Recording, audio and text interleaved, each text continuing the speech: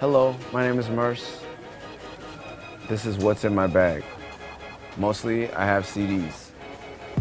They're plastic discs that contain music. Epic salutations to all around the nation, engaging in this form of energetic transformation. High form communication, the vibes we sending out to all who thought the real was lost and had to live in doubt. These are things that I buy because I have to, because my friends put out records and I feel like someone has to buy them. So the Psycho Realm. I'm fucked up, man.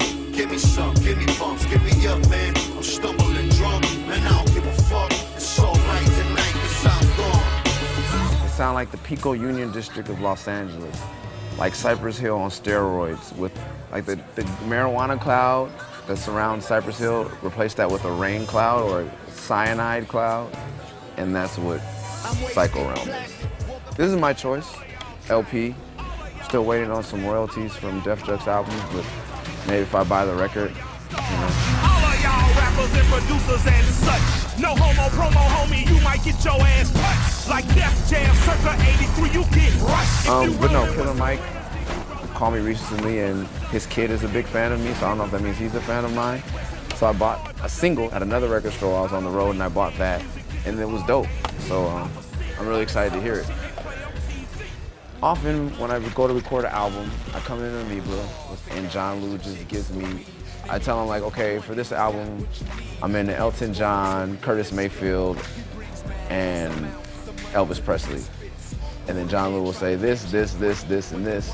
Or I'll come to him and say, who's important and what do I need to know? And then, so often that happens. And so today I was coming in looking for Ethiopians music, and he picked it out. Me and my wife sponsor a couple Ethiopian children and been over to volunteer. And we're adopting a couple Ethiopian children, and I've been Rasta off and on since I was probably 14 years old. So Ethiopia is a big deal, but I've never had any other Ethiopian music other than what's current. There's a guy named Teddy Afro that's huge in Ethiopia, but of course I picked up the wrong thing, and then John Lou gave me the right thing. So I know this is gonna be great. Do you think it'll make its way into a new album? I don't know. I'm trying to think rap is not good enough to be associated with great music. Like, I don't, Really? Yeah. Rap is like the lowest art form of art on the planet Earth. Sorry. I love it, but it's true. Well, what do you love about it then? It's just me, you know? It's love, you know, I'm a black youth. I have a lot of self-hate, so why not extend it to my music? But there's no other form of music in the history of music that totally denigrates women and promotes violence and killing of one another for senseless reasons. Like, it's just horrible. We have to call it what it is, you know? And hopefully by calling it what it is, we can improve it, but that's what it is, and I still love it. And I'm gonna go pick up a Waka Flocka album as I say this, so don't think that I'm special or different, but I know what I'm doing while I'm consciously making this mistake. Speaking of which, the gospel of hip hop. My wife and I have been looking for a new religion to become a part of, and it was between Judaism and Mormonism because they're the richest. We're gonna give our lives to the people who have the most money, but then they're just not accepting of us for some reason. It could be the melanin, it could be other reasons. Even though she's half white and all her white family is Mormon, but just historically they don't. Brigham Young wasn't too fond of us. John Smith, I think that's the other guy. Joseph Smith? Joseph Smith, great guy, abolitionist, everything. Brigham Young kind of took it and like fucked it up for everybody. So we're dealing with that, but you know, we're gonna throw this into the mix. KRS-One gave me one of these for free. He also called me the Christ. A little uncomfortable, but I'm cool with it. But he gave me one, and then someone stole the gospel of hip hop from my home, so I decided to buy a new one. So I'll be reading that. And hold on, let me see if we can get us. There's daily affirmations somewhere in here. Yes, what is today's date? May 17th. May 17th. Let's see what our word of the day is. Are you ready? I'm ready. It is clever to learn history or whatever. What is the gospel from the gospel of hip hop from May 17th?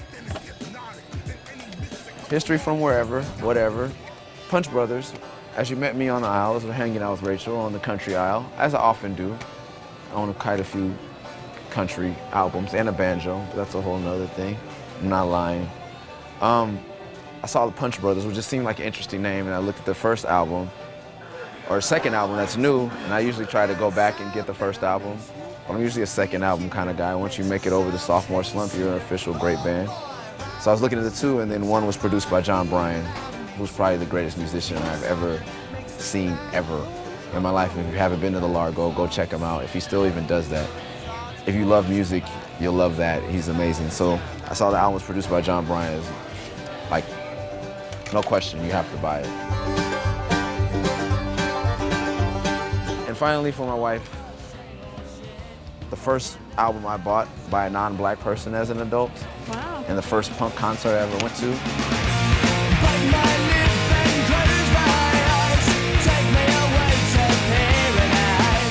They're the only punk band to kind of go through what Ice Cube has gone through, and like what people, well, they haven't acted, but the punk community absolutely hates them, but they started off as some of the most like Kerplunk and like their older stuff. Like to me, Berkeley, street punk, like real shit, and they've taken punk to a whole new level, and I've never doubted their sincerity or their commitment to their music.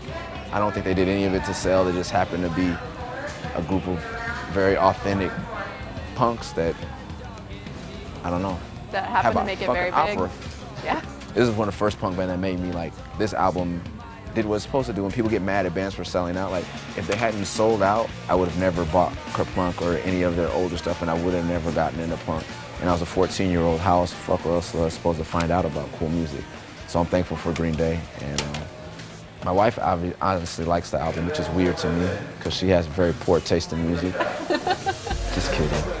And that's my trip of what's in my not bag. Thank you so much for talking with us today. Really Completely appreciate it. disregard everything I say. I'm just joking, but I'm happy to be here. I love this place. Can you guys close so I can stop losing money? No, we need you to come and Amoeba.